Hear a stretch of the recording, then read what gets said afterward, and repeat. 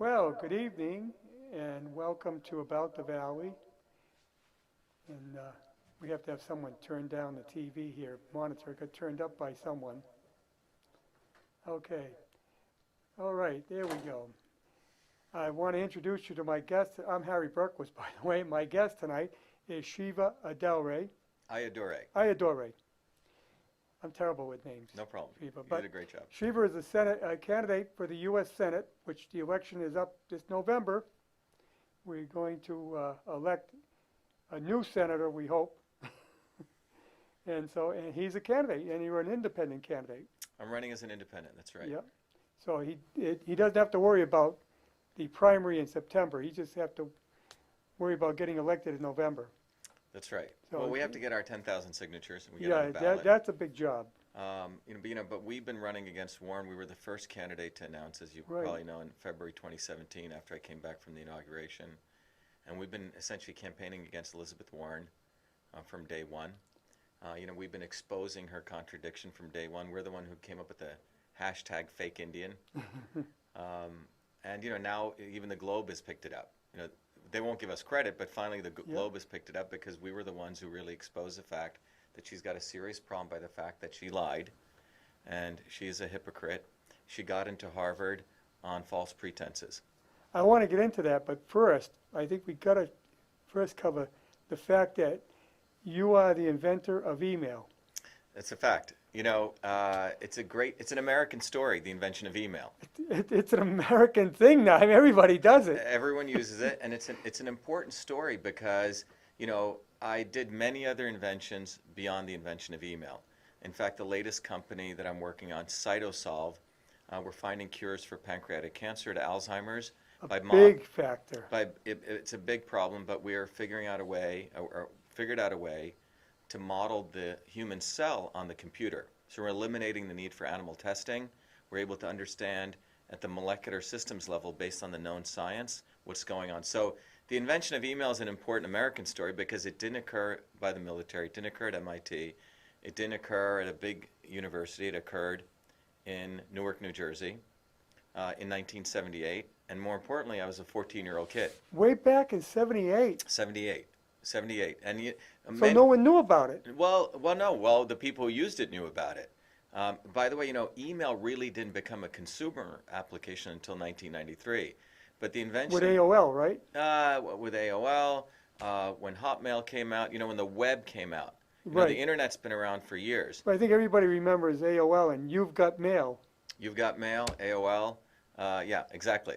But that's when email went from an office application to becoming a consumer application. I mean, the history of email is really the history of innovation. It's the ecosystem where innovation comes from. If we really look at it, I was a 14-year-old kid. I was one of those kids who came from India when I was 7, legally immigrated here, my parents, and was very, very appreciative of what America had to offer. By the time I was 14, I'd finished up calculus, and I started working full-time because I had the opportunity to go to a special program at New York University as a 14-year-old kid. While I was in high school, I would commute 30 miles into the heart of Newark, New Jersey, and I was given a challenge by a great mentor who said, look, you may remember this. Many people over the age of 40 remember the old inter-office mail system. Remember a secretary? Yeah. She had a desktop. She had an inbox always on her desk, an outbox. She Right. had metal file folders underneath her desk. She had a trash can. She had this thing called a typewriter. She'd write a thing called a memo, which had to, from, subject, and then she'd do what was called carbon copies. Right. With the bond paper, the carbon. Yeah. And so if she had to do 10 carbon copies, she'd be typing 5 times over and over again. And she put that memo with an attachment with a paper clip. If you were hiring someone, if you were doing a research grant proposal in this medical school where I worked at, and then that thing got put into a little string envelope and got put into these pneumatic tubes. That was the inter-office mail system that most people knew. That was the way communication took place. Right. That's how collaboration took place before social media, everything. And I was asked to convert that entire system, Harry, to the electronic version. Not just the simple text messaging. On those early computers, you could send these little, text messages. That's not what Right. I'm talking about. I'm talking about the whole system. I wrote 50,000 lines of email computer code and called it email. a term never used before in the English So you language. came up with the term email. Well, I also created the system email. I Right. defined email as we know it today. And I got accepted to MIT in 1981. This was in 78. And when I went to MIT, on the front page of MIT, they highlighted 3 students, and I was one of them. And I remember I was brought up to be a very good, humble Indian kid. I said, well, that's interesting. And I, in the fall of 81, I was elected student body freshman class How president. old were you when you went to MIT? I was 16, 17, 17. 16, Wow. 17. Yeah, I had just turned 17. And when I went to the president's house for Christmas dinner, he said, you know, it's unfortunate you can't patent software. You see, the politicians in Congress, still today, many of them do not know anything about technology. They thought software was sheet music, like you're writing something. Oh, And in so they thought it was copyrighted. copyrighted, exactly. So 1980, they had changed the Copyright Act of 76 to say you could copyright software. Now, I didn't know this. My parents weren't lawyers. They were Right. hardworking engineers and, workers. And so the president of MIT is the one who told me you should copyright it. So I wrote away for the form. There was no internet per se, like the web or PDFs. Yeah, you couldn't go on the You internet. got it. You and had to do your wait a copy. week. You got your forms, filled it out, and it wasn't as simple as just putting a little C with your circle. I had to send in all my code. I was 18 years old, I think at the time. Did it all myself, went back and forth, and on August 30th, 1982, an American kid received the first U.S. copyright recognizing me as the inventor of email. It was, the first copyright for email. Wow. And this is significant because the Supreme Court was not recognizing software patents. If patents were available, I would have done that. So the fact is, I created the system, called it email, and have the first U.S. copyright for it. Anyway, so it was done in Newark, New Jersey. And I think the important part of it for everyone listening is all great innovations, many of the greatest innovations are not created by the military, are not created in big universities. They're, a young 14-year-old kid invented TV. People want to look it up, Philo Farnsworth. Philo Farnsworth, Exactly. yes. So, that's the truth about the invention of email. I went on to MIT, did 4 He developed degrees. the cardio. He did many things. Very prolific inventor. Yeah. When he came out, RCA really went after him, heard him for nearly 19 years. He, I believe, died an alcoholic, and only recently is there a statue of him in Washington recognizing him as the inventor of TV. But, this is the reality is the big guys always try to crush the small guys. Tesla as well. Tesla, same thing. Yeah. Same thing. And Edison, who got credit for a lot of inventions, never invented any of them. Yeah. He had people working for him that did it. Right. Yeah. So But I'm amazed though about the email. I never realized that. But you never think about it. You use it all the time. But where did this come from? Where did it come from? People mix it with text messaging. It was only 5-6 years ago. I did many other things, made a lot of money inventing many other things, got 4 degrees from MIT, started 7 companies. It was only 4 or 5 years ago in 2011, my mom was dying of a horrible disease called pulmonary fibrosis. In a beautiful suitcase, an old Samsonite, she'd saved all the copyright notices, all the computer code, the tapes, and she presented to me. You have a copyright number on your... Everything. It's black and white. A 14-year-old kid invented email. There's no controversy except to the people who are either don't want to accept it, have a problem with a 14-year-old kid doing it, or there's other narratives. And the interesting thing is, if the Copyright Office issued a copyright to you, it's black and white. There's no denying it. There's no denying when my mom, they're very particular about that. very particular. My mom gave me the suitcase in 2011. I'd forgotten all about it. Time magazine came over. People want to Google it. Check out the man who invented email. Time wrote a beautiful article called "The Man Who Invented Email." Wow. 3 months later, in February 2016, 2012, went into the Smithsonian. Washington Post reporter wrote a great article, and that's when people got very upset, because during those 35 years when I didn't promote myself, a defense contractor had rewritten the narrative that text messaging was email, when it isn't. No, it isn't. It's not email. No, it's completely different. And they completely confuse people. So anyway, people call me all sorts of horrible names, saying this curry-stained Indian should be beaten and hanged. The level of abuse, and if you see it, most of it came from the liberal media, who wants to supposedly help minorities like myself succeed. But when I succeeded, not under their bounded rules, it becomes shocking to them. They only want to help minorities who have no money. And they want to control keep them. them on a leash. Yeah. and in a cage. Right. And like minorities and like illegal immigrants, they want to use them so they can be a voting bloc for them. And that's the exploitation that takes place in this country. That's absolutely wrong. Now, the problem with me was I wasn't willing to be a good Indian. I fought back, and they don't like that either. Well, the thing is, you came here, well, your father came here first, contributed to the betterment of the country.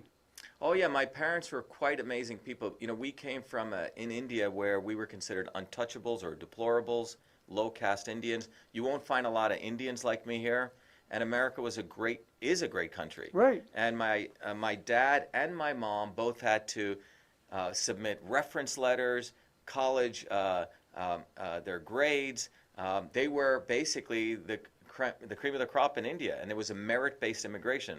You know, they didn't actually have to come here. They came here for my sister and I, and so they had, they added tremendous value to this country. My dad ended up becoming the director of manufacturing at what is now known as Colgate. He's a great chemical engineer. Colgate Palmolive. My mom, mathematician, computer scientist, worked in Newark also. So these were very, very hard-working people. And people realize it. India is very hot on education. You got that university, was in Bombay or somewhere in that area? IIT, yeah. So Indians are taught that your way out of poverty is through education. Right. And so people work very hard my dad originally grew up in Burma in World War II, walked back to India. Oh. My mom grew up with nothing, one of 9 children. So the fact they even got educated, they're pretty extraordinary people. And but that's what America is. Anyone listening to the show knows that all of us came from immigrants. And Right. It wasn't about, being an elite. It was about working hard, taking risks, and putting the sweat in. And that's what makes this country great. Well, that's the other thing. The immigrants that came in the past, for the most part, came here like Tesla and really helped to move this economy along, came up with new ideas, new concepts. They built this country. A lot of those immigrants. I think Westinghouse was an immigrant, if I recall. Oh, yeah. And they all come with Carnegie was an immigrant from Scotland. And they're seeing that with the Indian immigrants. But you got a lot of these immigrants that come here, and they only come here to take, a lot of cases, to pick up on welfare checks. Well, what you have now is it's a very interesting world now. You have immigrants picking up welfare checks. You have other people who are also, quote unquote, citizens of this country living off welfare. Right. But you couldn't come here years past if you couldn't show that you could weren't self-sufficient. I had a sponsor who would guarantee that they would take care of you. Yeah. And what's fundamentally happened in many ways is that what we've created is an environment that actually profits politicians who essentially identify with people who are illegal immigrants and who don't have to work hard. Yep. And there's a whole section of people who are doing that, and that's not a good thing for the long-term benefit of this country. But if you look at Massachusetts alone, the reason that people like Massachusetts, I would say probably the number one reason is innovation. 33,000 businesses came out of MIT. $2 trillion in annual support for the revenue. That means those 33 businesses generate $2 trillion in revenue, which is for the GDP. That's nearly 10% of the GDP comes from these people who worked hard and created 33,000 innovative businesses. Now you contrast that to Massachusetts on the flip side, right? One of the worst infrastructures from the civil engineering report that came out, 3 times the national average in opioid addiction. And then you have the fact that it has the worst public integrity. So these career politicians, I don't know what they have to praise for themselves. Because they can't fix anything. They don't innovate. Well, a big part of it is the fact that we have that prevailing wage in Massachusetts, and it costs you so much more per mile to pave. I think it's about 3 times as much. It's 3 times. The overhead factor is at the highest, I think, in the country. Yeah, it's the highest in the country. And, nothing against somebody making a decent wage, but you don't have to make more than a decent wage. Yeah, and I think there's a very big correlation, not only in Massachusetts. I mean, you could look at this in the United States and globally with corruption Right. and infrastructure. And Yeah. Massachusetts is on both of them. High corruption, public integrity report, one of the lowest in public integrity, and the worst infrastructure. So I would argue that we need people like myself, like you, and others who actually have created stuff, uh, you know, serving and then going back. The Right. founders of this country, if we look at it, were immigrants. They were blacksmiths, they were soldiers, they were farmers. Right. Washington was a surveyor, as you know. He served, and then he went back for many years on his farm as a business person and worked. So I think it's really important for people to understand that it's really the power of you and I that moves this country forward. Well, you know, we're here in the Blackstone Valley, which is now a national park, National Historic Park. And the reason that came about was a guy named Samuel Slater came here and started a cotton mill where he processed cotton into fiber. And it couldn't be done anywhere in the world except Great Britain because they held all the patents and they held all the knowledge and wouldn't let it out. But he came over here with it in his mind. He knew how to do it. So they couldn't see him taking any plans out because the plans were in his head. Came here, built the mill, and it sparked the industrialization of of America, right along the Blackstone Yeah, River. I mean, what Slater did, and then he went on with Lowell, right? Yeah, then he was very close to Lowell came up with the concept of an industrial park. Yeah. And what they did is they brought the farm girls in, housed them, fed them, had matrons to keep an eye on them, and paid them. And they lived in that complex that was called Lowell. Yeah. And I mean, if you look at his story and you look at the story that when you create something using your own mind, you manifest it, and then you have to create all these other things. That's Right. what creates a country. And my view is it's a great service. First of all, it's a great gift to be able to do that in a country that allows you to do that. Then Right. to be able to serve that country and then go back. Yes. So part of, what we've been looking at is innovating a new way. This government is supposed to be a government for the people, by the people. But what Right. it's really become is a government for the establishment, by the establishment. And it's a government system for the establishment, by the establishment. It's a healthcare system for the establishment, by the establishment. And it's an economy for the establishment, by the establishment. And it's walled off for them. And we're on the outside. And my view is the power of you and I comes when we bring that together and we bust up those walls and we really start looking at what that looks like. And what that looks like is clean government, real health, and real jobs. So for us, and I'd like to talk more about this, the clean government piece is 80% of Americans say we need term limits. Well, Nearly every American believes in voter IDs. And then finally, the concept of you have to have campaigns finance limits. These three things are what I'm going to fight hard for creating clean term government. limits, I tend to agree we already have it. It's called an election. It's just that the people got to wise up and vote the incumbents out of there if they're not doing their job, or if they're not doing what they should be doing. Well, the interesting thing is, I'm an outsider to all this, right? What I see happening is in every, when I look at anything, I'm an engineer, right? Right. I look at nature as the most amazing engineer. Nature's already figured out all the laws, It has, you have 10 trillion cells in your body. You don't have one cell, which means it believes in decentralization. It believes intelligence is everywhere. Nature has things that begin and they end. Nothing Right. survives forever, right? So it itself imposes term limits. And my view is that what I see happening is so much collusion and cliques get created. And it starts at the local level. You have a local state rep, you have a local senator, and these guys are building all their political capital. And they reuse it. My view is that term limits mean that you have 2 terms in any position, and you're done. Federal, local, anything. You serve, and you should finish up. You should be honored that you were able to serve. Well, you take the presidency, for example. It was 2 terms up until Roosevelt, That's right. and he'd still be president if he lived, because he would just keep running. Right. So that's why they introduced they amended the Constitution and the first president limited to 2 terms was Harry Truman.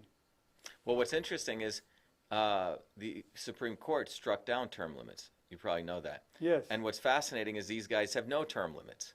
Right. You know, they get a term for life, or as long as they Well, want to they stay in struck there. it down because you have to constitutionally introduce term limits, because the Constitution specifies what the term is and doesn't say it's limited. Yeah. Because back in those days, when the country began, most of them wouldn't stay there that long. That was never their idea. It was always the fundamental assumption Of course, was it was service and you were done. It was an extreme sacrifice back Right. then. Exactly. I mean, if you were from Massachusetts and you had to go down to Washington, you weren't getting home on the weekends. And you weren't getting home very often, unless there was a great, it had a lot of good long recess. So you could travel home, and that wasn't easy because you were traveling home in a stagecoach. Or a horse. Yeah. Or a horse. Yeah. So it was an easy thing to do. So, they limited themselves because they didn't want to go through that. Yeah. Well, now it's become a model where you create your career out of it. Right. But People- you also see when they retire, we'll give a good example, Harry Reid. Did he move back to Nevada? No, he lives in Washington. That's where he stayed. Bob Dole on the other side. Bob Dole still lives in Washington. He came from Kansas. He was a senator from Kansas, but he didn't move back to Kansas. Yeah. Well, that's what I'm saying. I think the imposition of term limits, in our view, is the essence of the pillar of clean government. We need to have voter IDs. I mean, you got to understand, when I was at MIT, I came to the conclusion both of these parties work against the people. And I learned that, remember when Jesse Jackson was running? Yes. I said, wow, looks like he's an anti-establishment candidate. And if you remember at the last minute, everyone go back, he gives this ridiculous speech and he gives all of his votes to Mondale. Right. Saying that we need to go after Reagan. So basically, he was saying you have to choose the lesser of two evils. Yeah. So I never voted because I never liked either party. When Trump ran, I said, wow, this guy's a real disruptor. He was willing to expose the media. So it's the first time, I actually participated to vote. And I remember going to Belmont to vote. I had my ID, my passport. No one asked me for any ID. They just said, where do you live? I said, I live in this road over here. And they let me vote. Now, in any other country in the world, even in countries that we say are third world, where we used to send observers, Right. It's almost like that we need to have observers here now. It's an unfortunate situation. Voter IDs are not discriminatory. It's a part of making sure that everyone's playing fair. Yeah, I don't see a problem with it. You can get the ID for nothing. Yeah, the only reason someone would want it is so they could have fake voters. Right. So that's the only reason. And the third part is, I've put forward a thing and a pledge where people should not raise or spend more money than what I call $1, one vote. You know that you cannot open a bank account without an ID? You can't do a lot of things without an ID. So what's the problem with having an ID? Right.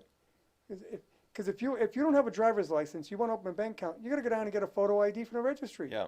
And they're available. I don't think they even charge for them. They don't. You can't. You go to a school. You can't go use a cafeteria. You can't use a library without an ID. Right. So a photo ID. A photo ID. And I believe a lot of high schools now require photo ID for students. Many systems need that for basic security. So the fact we what's allow the voting. problem with having a voter ID?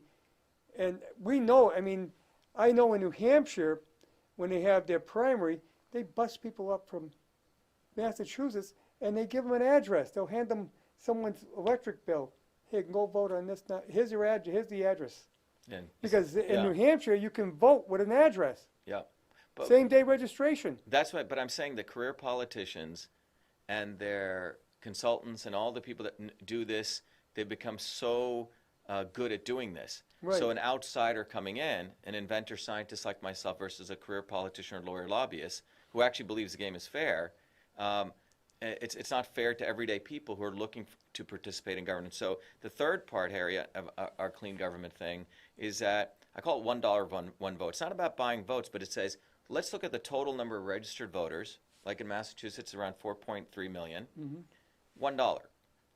That means you should only be able to raise or spend $4.3 million. Now, Elizabeth Warren's already raised $14 million. Oh, I know. Scott She's Brown still and raising money. Warren spent, let's say, close to, if you actually include all of it, probably $250 million. That means that your message is probably not that great. You need to pummel people during 6 weeks with TV advertising. If that's the name of the game, something's really wrong because it's an advertising. Randolph Hearst said this. He said, Randolph Hearst, big publisher. He said, you know, Right. political campaigns are an advertising campaign. That's anti-democracy. So my view is, I challenge anyone running to say you're not going to spend more than $5 million. That's Well, it. yeah. You got WMUR up in New Hampshire. That station was built on presidential advertising Yeah. in the primaries. I mean, they spent so much money.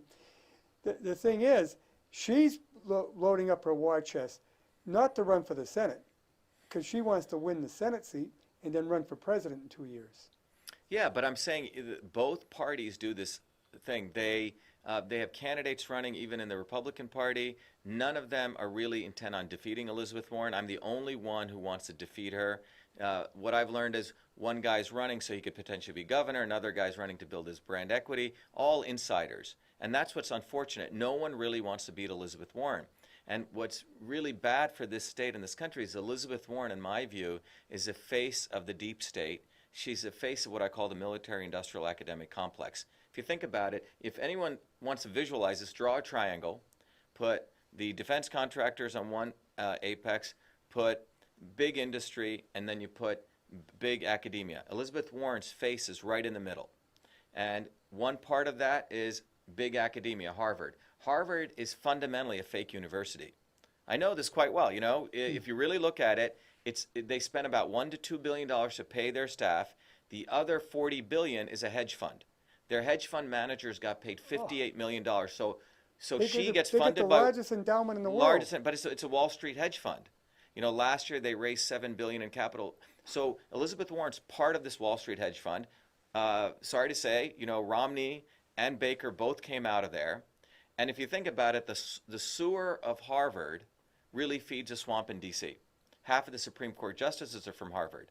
So I put all of them in one big swamp. And not that I really, you know, MIT's got its issues, but go down the street. Those guys generated 33,000 businesses, $2 trillion in revenue. So you got one set of the Harvard class moves around people, thinks they're better than everyone, thinks they're better than the working people. They're the ones who breed the career politician. And then you got down the street the high-tech blue-collar workers who actually produce value. So I think the other piece of that triangle, so you got academia, big academia. Elizabeth Warren's part of that. Then you got the other piece of it, which is the big industry. Elizabeth Warren, to people interested in health and well-being, voted for the Monsanto Protection Act. The big evil company who has created glyphosate Roundup, which poisons our children, which created genetically engineered foods, which my research has shown are unsafe, have no safety assessment standards. Elizabeth Warren voted for the Monsanto Protection Act. So she supports a company which poisons kids, which is one of the most evil corporations. And then she sits on the Armed Services Committee. You know, think about that. She has supported weapon systems that do not work. You know, and her direct connection to Hillary Clinton, who's gotten us involved in many wars. So you have a person who's part and the face and the salesperson of the deep state. And that's what we have in Massachusetts. So this election is not just about, you know, defeating Elizabeth Warren. It's much more fundamental because in Massachusetts, 2.3 million people are independents. It's not a blue state or a red state.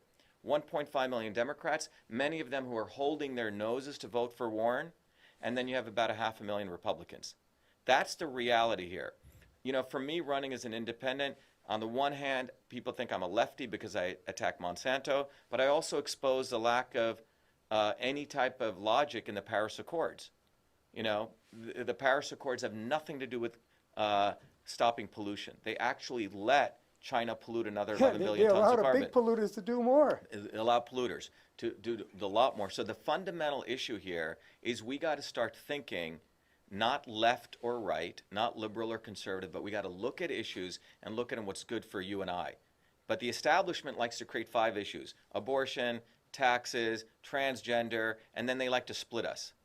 Right. And the reality is that's why I think we need everyday people like myself, real business people, real people who created stuff, participating, treating this as an honor, not as career politicians who do their, you know, whatever, you know, their insider trading, and then go back to work, have a job. We'll get into you a little bit. What do you do right now? Oh, well, I'm running this campaign full time, you know? Really? Yeah. But I also have I created a really great company. It came out of my own invention called Cytosolve. I'm the chairman of that.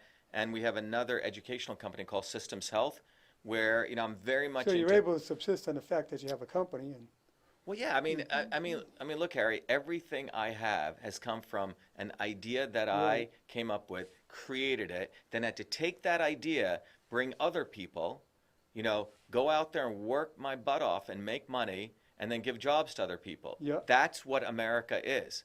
That's what Americans are. Americans are not supposed to be career politicians who move money around and that's all they do for a living. That's un-American. I would say let's take all those people who do that kind of work, who live off welfare, and let's make them illegal citizens. right, Let's take, there are a lot of, this may seem counterintuitive. There are some quote unquote illegal citizens who actually work pretty hard.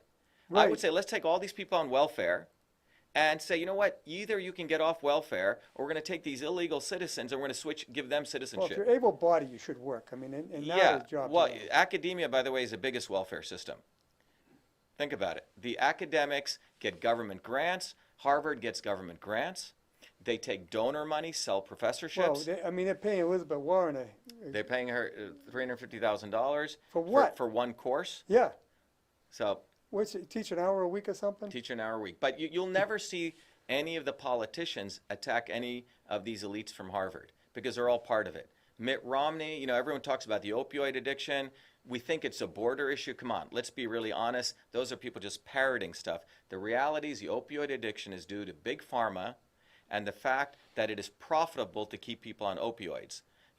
Methadone clinics are making people a lot of money. Mitt Romney started a company, aggregated methadone clinics, put in about $718 million, and then flipped it for $1.3 billion. So politicians make money from addiction. They don't want to solve it. I met an amazing doctor who actually had a solution, was curing people in the home, and he got thrown in jail in Massachusetts. He helped 250,000 patients over 25 years, and he actually helped these patients where he said, look, the rehab doesn't work, the methadone doesn't work, you have to go in the homes, give a holistic program of behavioral changes. He was curing people, and he got shut down. So the reality is the swamp economy, as I like to call it, So he was doing it. he was doing it and helping people. Medicine. He was doing holistic medicine, but giving people, because the reality is the opioid addiction issue is when an addict gets up in the morning, you and I think about I'm going to make coffee and breakfast. Right, The they're thinking about behavioral it. issue is they want to go get their fix. Right. So his issue is if you take people out of the home and you bring them back into the home, it's 98% recidivism. What we really need to do, is he figured out, is detox people in the home environment, get the family involved, change their lifestyle. That's what changes it. But no one wants to address it. They rather take the people from Yeah, so opioids, move them to methadone. What he's saying is that it's not just physical, it's mental. It's mind-body connection. Right. I came from, when I was growing up in India, my grandmother was a poor farmer. She worked 16 hours a day in the fields, but she was a village healer. She learned traditional systems, Indian medicine. She used herbs, different types of yoga and meditation. This is not woo-woo medicine anymore. 36 million Americans practice yoga. Our real Well, health. they find a lot of these, you would call old country They cures work very well. They work very well. Big pharma is a disease, and we need different cures. So, one of my companies, Cytosolve, we're literally able to predict what's going on, what works, what doesn't, using the computer. You don't have to kill animals. And the other piece of my company is we're re-educating doctors. That's called systems health. So, that's what my PhD's in this field. So you're looking at someone who actually knows how to solve the health problem. I don't need consultants. And the fundamental way to solve health, we've talked about clean government.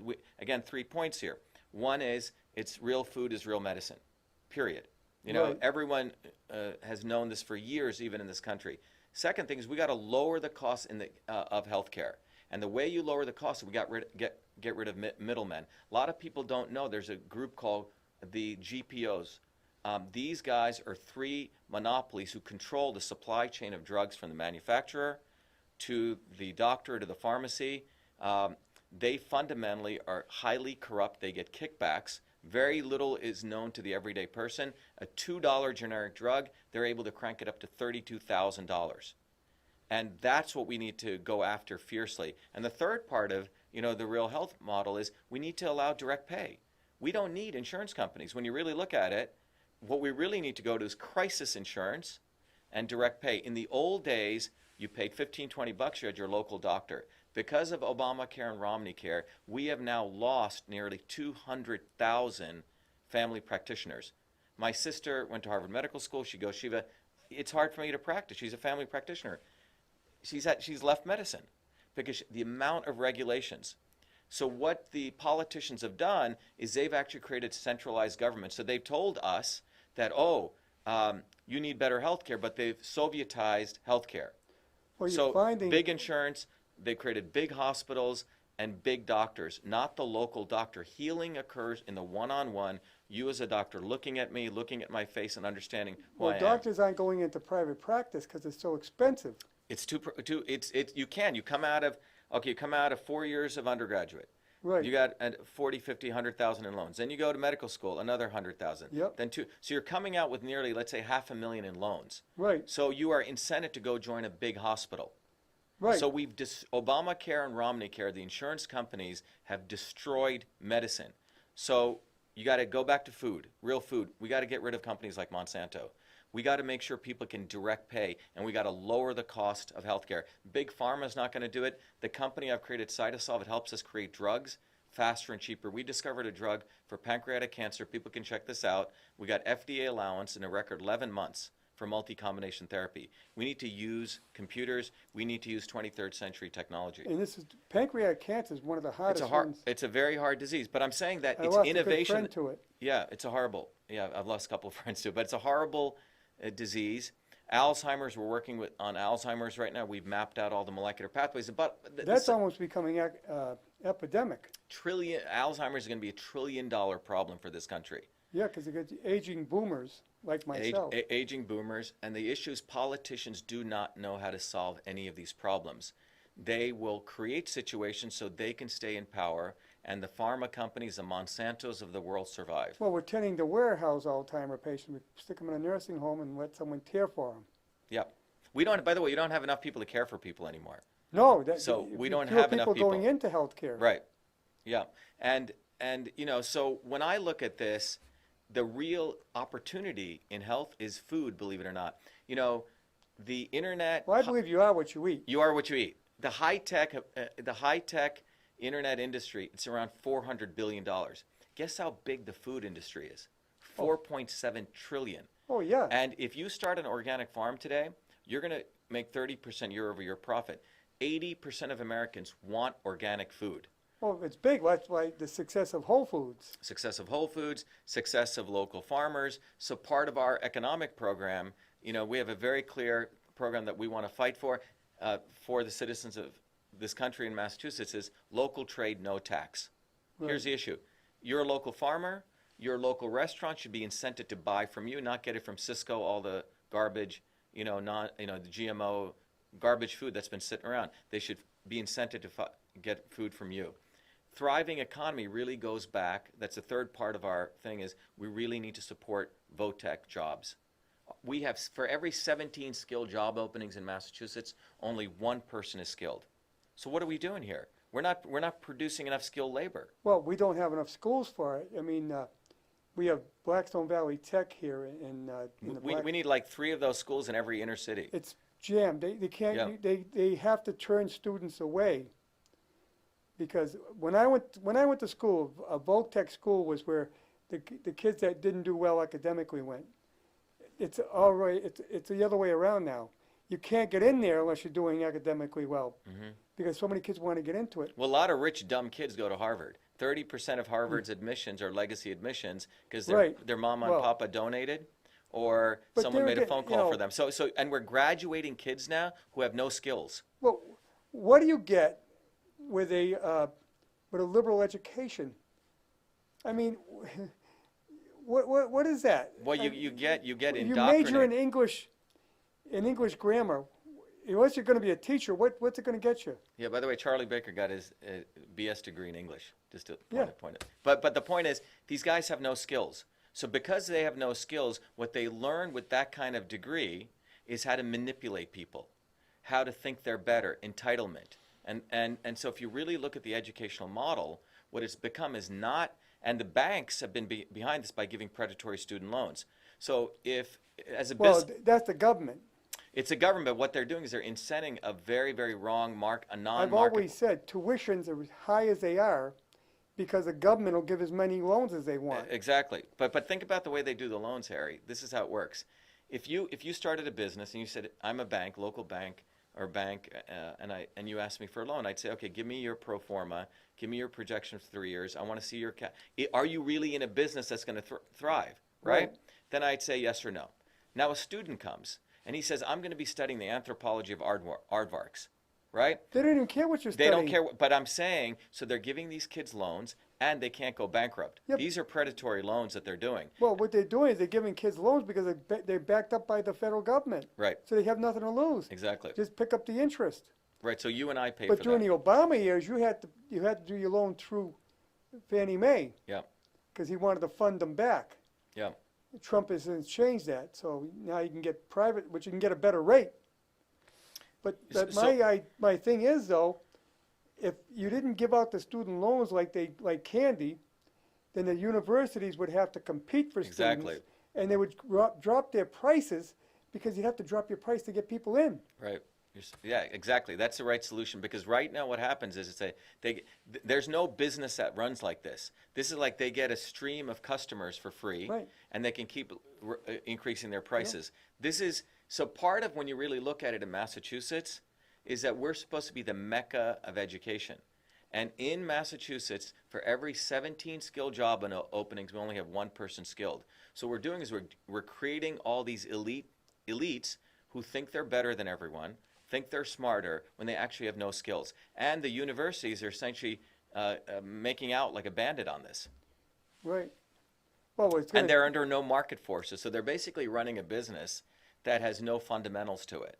And my view is they need to, the universities, the whole accreditation process, in my view, we'll talk more about this, is unconstitutional. You and I should be able to start a university. We should bust up these universities. Anyone should be able to teach anything that they want, whatever they want to teach.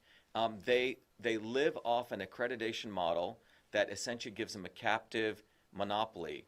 But you're talking to, how about, we just had the fact that ITT, a technical school, went out of business. Yeah, it's amazing. And would you think that, because the kids aren't interested in getting into it, that's part of the problem too. Well, what's happened is when you create an environment, what we've done with illegal immigration, when you create an environment that the skilled labor thing is put down, the American worker value has been diminished. And so what happens is you basically are allowing illegal immigrants to take the slack up, and our young people are learning a lot of bad habits. They're not learning a lot of skills, and they think they know a lot when they don't know a lot at all. And it's essentially creating a society that's not going to be able to compete at all.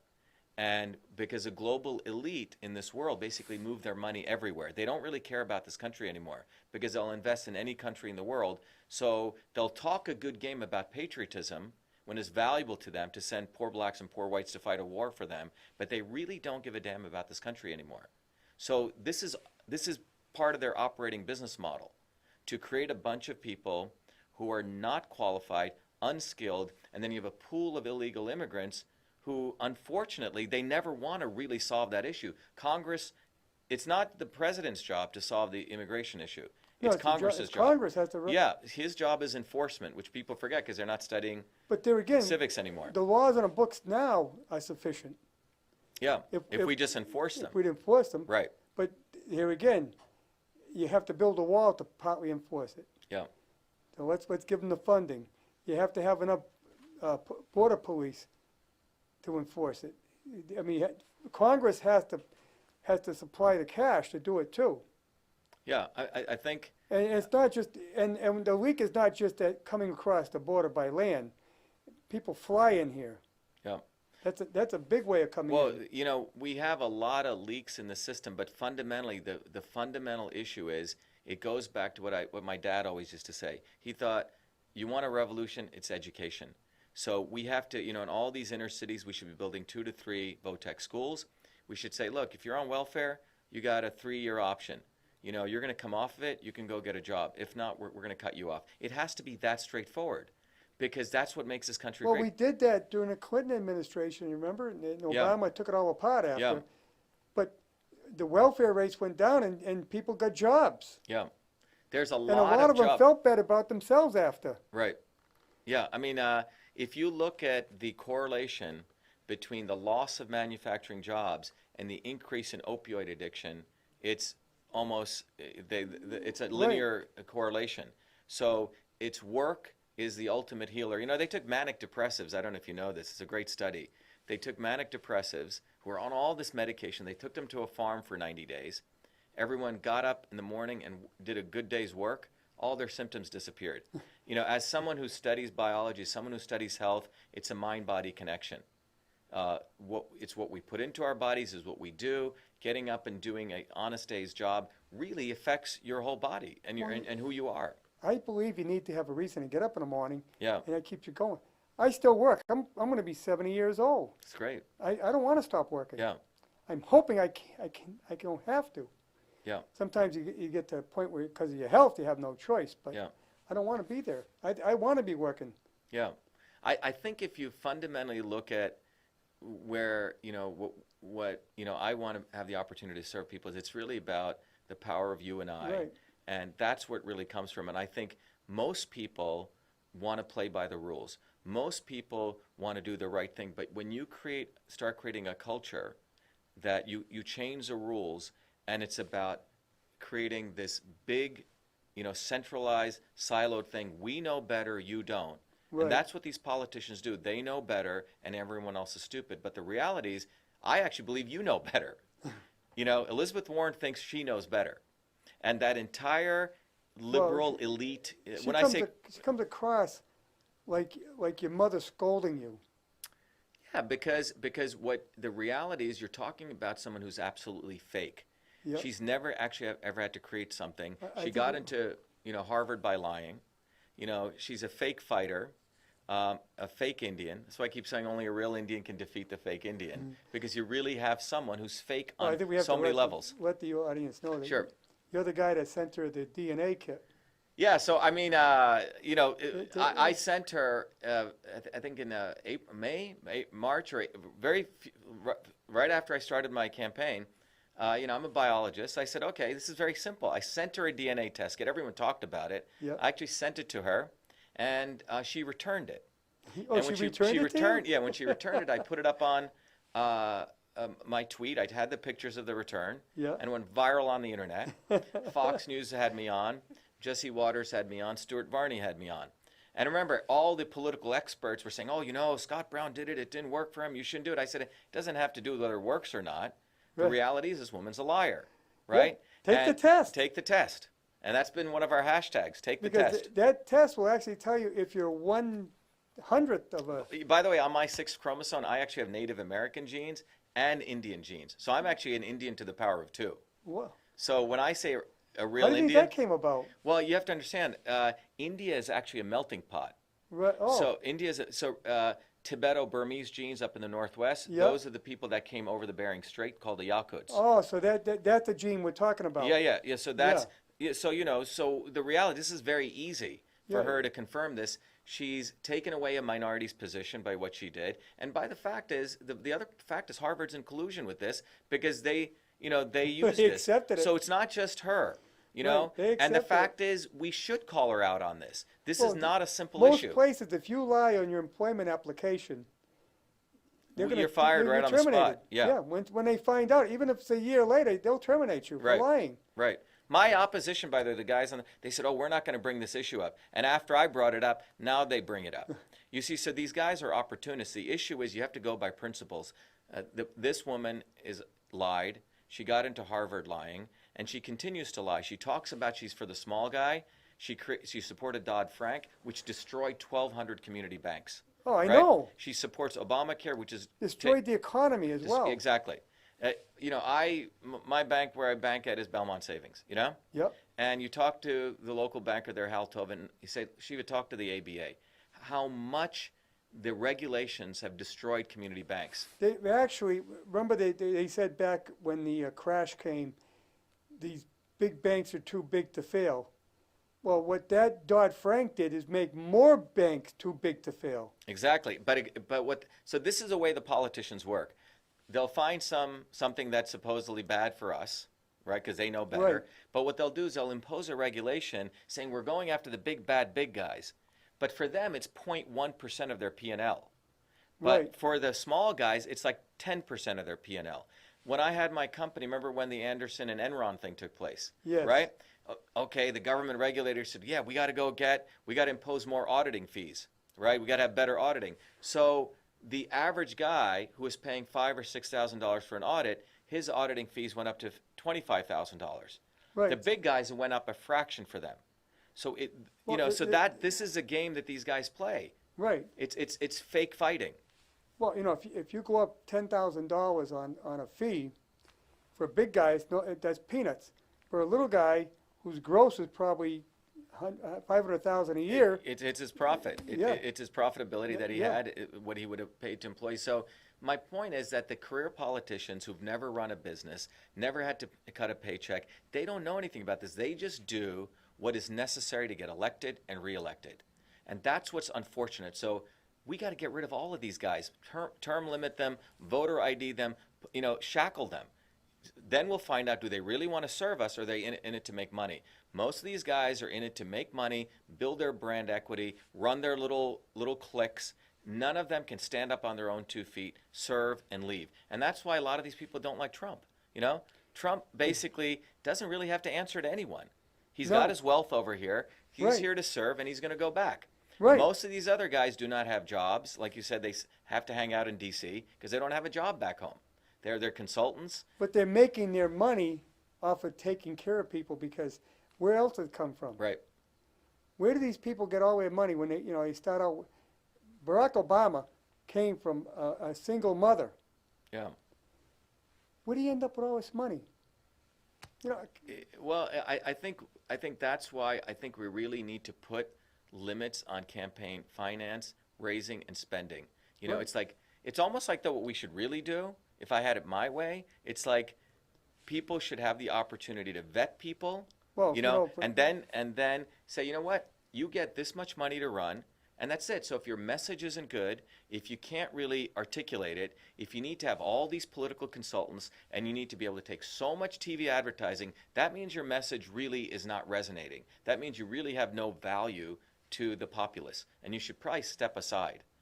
Right. And so that's the fundamentals. So our view is you need clean government, we need real health, and we need real jobs.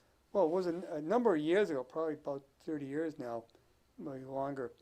Before that, Massachusetts, if you raised money to run for office and then retired, you took the money with you. Wow. They changed the law a number of Yeah. years ago, but I mean, that was ridiculous. Yeah. Well, you go out and raise your retirement. It's an your own honor to retirement be able fund. to serve this country. It's, to me, my journey coming from India. I came here as a 7-year-old kid wearing shorts on a winter's day, and I never saw snow. A very nice American family took me to the Salvation Army. We got all of our winter jackets, and that's how our journey so to me, to be in this position, I consider it an honor to serve this country. And it should not be about your clique building, who gets in, who gets out, and that's what politics has become. And that's why, to anyone listening out there, the I in independent, what we're saying is declare your independence from both of these parties. And what better place to start that kind of revolution than in Massachusetts? New England already has a history of that. Yeah. By my defeating Elizabeth Warren, it's not just about my defeating her. I think it should be an inspiration to everyone that everyday people should participate in governance. And we got to make it easy for We're that. going to wrap it up by 7:55 Sure. because the other show is going to be coming in. Stay tuned. The Man Cave is coming on right after us. You want to say something real quick before we go? Yeah, so I think the key thing I want to say is, this is the power of you and I. It's about us, and it's about declaring your independence. Please go to Shiva for Senate, SHIVA for Senate.com. You can give us as much money as you want, but more importantly, we're looking for people to volunteer. Time is money. So your precious time, if you can give it we're about to start raising signatures. We need people to do door knocking. Just be out there spreading the word. But our campaign is about declare your independence from both of these parties. We need to go back to the fundamentals of this country, which is about innovation, and innovation. Shiva, thank you for coming Thanks in. for having me. We'll try to have you back again. Thank you. Thanks for the opportunity. And we'll see you Thank you. next week on About the Valley.